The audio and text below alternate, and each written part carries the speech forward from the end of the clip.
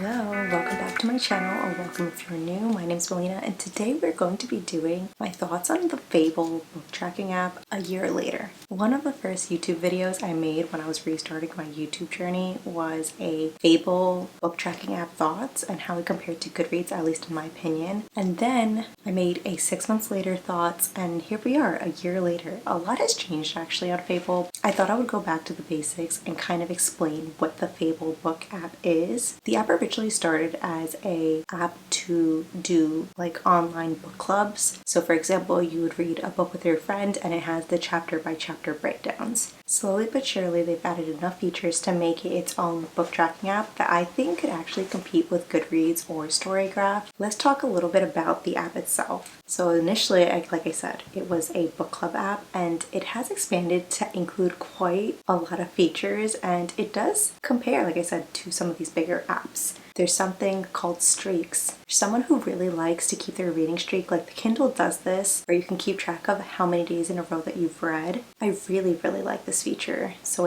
as soon as you sign on to the app, there is a streaks feature, and it shows all of your current reads, and you can click which ones you've read today. And a little check mark pops up. Whenever you hit 7 days in a row, it turns gold. It's really satisfying. If you've hit a new record in your reading streak, they let you know. If you've read every single day in a month, they let you know. And it's really satisfying to see yourself check off your streaks. And if you miss a day, or if you've read but forgot to log it in, there is an option in the settings where you can go back and correct your streaks. So you don't have to be concerned about, like on Duolingo, for example, if you miss a day, you miss a day. But in Fable, if you forget to check it off, you can always go back, no stress. One of the things I really enjoyed when I was first getting started with Fable was how easy it was to import my initial collection or my initial database from Goodreads into Fable. It took maybe, I think, like a minute or two to take it out of Goodreads, and maybe a good 10 minutes to put it into Fable. I did realize that they do not really add novellas, and they might have made like changes to this since I first imported my collection, but that was the only thing that I noticed that was not correctly categorized. Other than that, everything seemed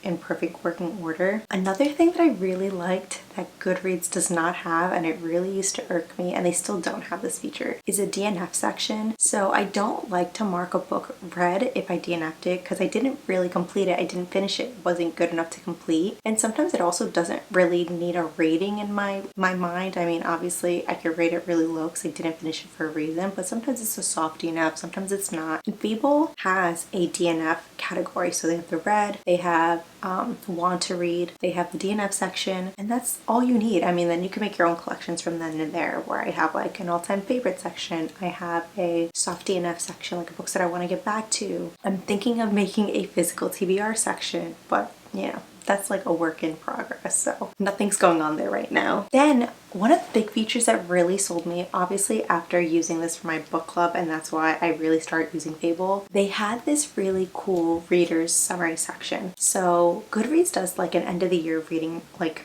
wrapping, like reading in a year. Fable gives you up-to-date summaries as you mark books read. So it tells you the books that you've read, your average rating, authors that you've been reading a lot. And the cool thing is, so initially when I started Fable, they did have AI-based summaries, and there were some really controversial summaries that were popping up on people's feeds, so they removed that. And now the summaries are all written by real people, and I would say that they're really fun. They really have a good touch on, like, I tend to read a lot of fantasy and romance and thrillers, so usually my summaries have something to do with that. They tend to do also like themes based on holidays, so they did like a spooky creepy one for Halloween where your themes just happen to be a little creepier or touching on like the Halloween aspect. I think they did, maybe they didn't do one for Christmas, but I feel like they did something also for like the winter, not necessarily Christmas but wintry, and I feel like it's so fun. They have a color scheme that you could choose a color scheme when you're looking at all of your stats, and while there are certain things that I personally don't like aesthetically, where they do, when you do your yearly TBR goal, where you do how many pages you want to read in a year and stuff, they added these flowers, and I want to say the flowers aren't the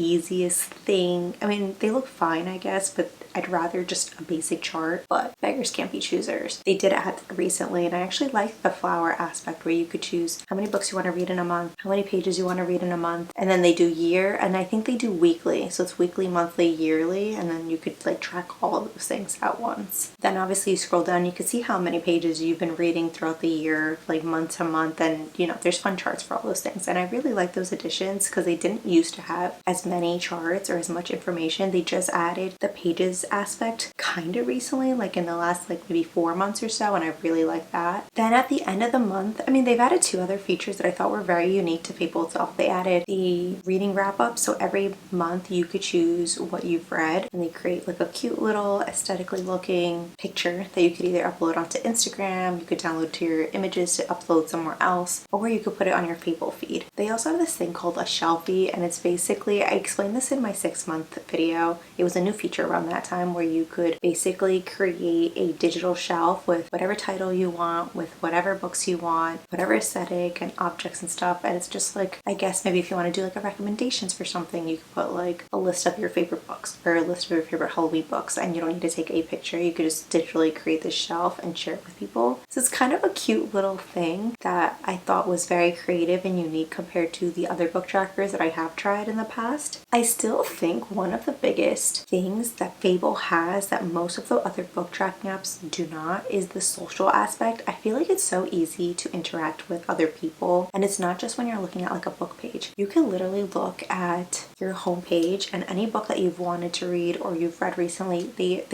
have 2 feeds. You have a feed of people you follow and then a feed of things that are for you. Again, it's reviews of books that you're interested in. It is quotes from books that you're interested in or have read. Random people asking questions and, you know, taking pictures and sharing their reading nook, and it's just so easy to feel community. I feel like reading can be such an isolating thing, so the idea that you can have this community of people that you met through Fable and really genuinely have some really cool conversations with them, I think it's really cool, and I like it. Like, I just feel like it's really easy to follow people, to find people who are like-minded, find people who like the same books as you. You could join a club and be chatty with random people about the book that you're reading, even if you don't know them. You could hop in for the club and then leave if the next month you don't like the book. And I feel like Goodreads, yes, there is a social aspect if you know people and you follow them, but I think it's really hard if you don't personally know people and have followed them. For Fable, I feel like it's a lot easier to just find random people who you don't know in real life to follow and, you know, just chat books. One thing that Goodreads has never fixed and I'll never understand is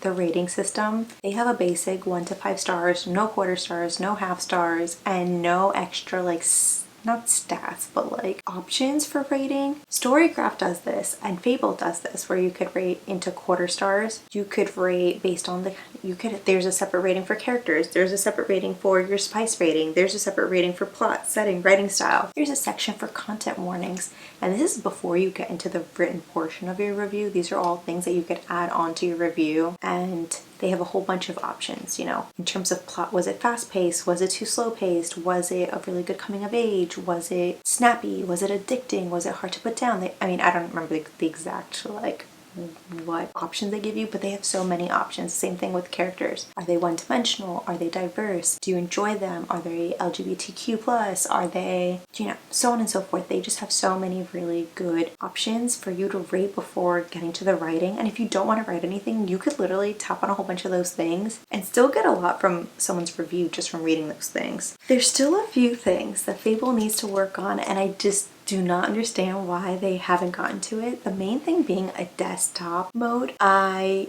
don't know why, but when I'm on my computer, I really like updating things through the desktop. The only reason you would use the desktop mode is to use your Fable box, and I personally do not really read through the Fable app, so it has no use to me. I mean, you could check out your profile on there, but it still doesn't work that well, and I just feel like they should put a priority to a desktop mode that's as strong as their app. Another thing is, I still feel like their database is not as good as Goodreads. It's improved a lot since I've used it in the last year. When I was using it initially, I was struggling sometimes to find a lot of the indie books that I read, but I found that they've added a lot of those, and the ones that you don't find, they added this extension on Chrome where you could easily add them onto Fable. What I have found is that there's a lot of duplicates. So sometimes you're looking up a book and they have two versions of the same book, and I never really understand why that is or why that happens. It's a little frustrating, and I kind of wish that they like really prioritized the book database aspect of being a book tracking app, because I also feel like that's really, really important. I think the same thing when it comes to the author section. I feel like when you are on a book and you click on the author section, it takes you to the bottom of the book page and it shows you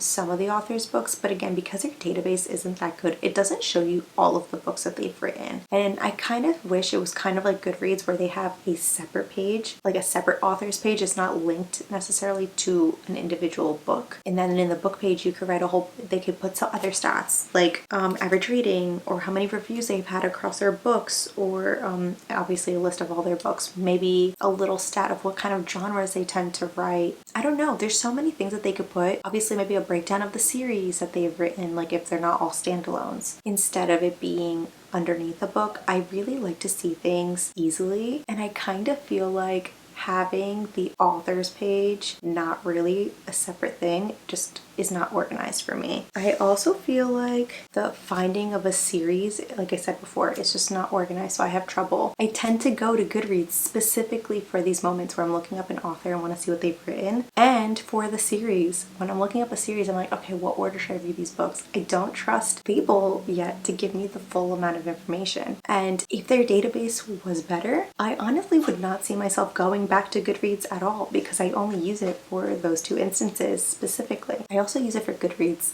giveaways, but that's just me wanting a free books. The final thing I think that Fable really just needs to work on is the option to use the EPUBs that you could purchase through Fable and send to Kindle and Kobo. I feel like if other companies could do it, they should be able to do it. Like do something similar, like what is it called? Bookshops.org. They give you the option to send your book where you need it to go. And NetGalley has the option to send your book where you need them to go. So if they don't want to give you direct download capabilities to send it to your own Kindle or send it to your Kobo, they really should have an option where like you connect the email address of your Kobo or your Kindle and they will send it there themselves, because that would solve so many problems. As a reader, I don't know anyone who just decides to read on their phone. Like the average reader either reads physical or through their Kindle or Kobo or other e-reader. It just is so, it strains your eyes so much more than any other method of reading that it's just, I don't know. But the idea of reading on Fable and being able to highlight with your group and chat with your group is really cool, but no one uses that feature. So maybe there's a workaround that I don't know that maybe they could figure out, but I just feel like the option to read on their app is just not great and I don't really like it. And I also don't envision myself buying books for that reason through them, even though sometimes they have some really good deals, and it would be great if you could use those deals and send it to your ebook. I mean, that's it. Honestly, over the past year, Fable has been leaps and bounds better, and the things that they were good at, they're still continuing to do well, which I think is also super important. It's not just like they're slacking in some things, or the things that they were good at, they're not good at anymore. I think it's been a consistent improvement, but I also feel like certain things like the database thing is something that they should have fixed so long ago. But honestly, it's been a year of me using Fable, that's almost all I use to track my books now. I do have a rating journal for like separate things, like a 20 and 2025. I would love that for them to add maybe like a TBR list. Like every month people could add like what books they want to read, and then so then as they read it, maybe like checks off or something. That would be really cool. Or like again, like just any kind of challenge, like a 20 and 2025, like a yearly TBR, a monthly TBR, and kind of that would be super cool for me, I think. But those are just like nice to haves, not need to haves. The need to have for sure is definitely desktop mode and the database. It needs to get fixed. It needs a huge fixing. But yeah, that's it for me. I can't believe it's been a year using something completely different. I remember when I had Goodreads, and I mean, Goodreads has its own issues, but I never thought that I would switch to something else and enjoy it as much, because I did try StoryGraph for a while, and for whatever reason, I couldn't get into it. So the idea of switching to Fable, and it's been a year, and I love it, is crazy to me. But yeah, that's it for me, guys. I'll talk to you in the next one.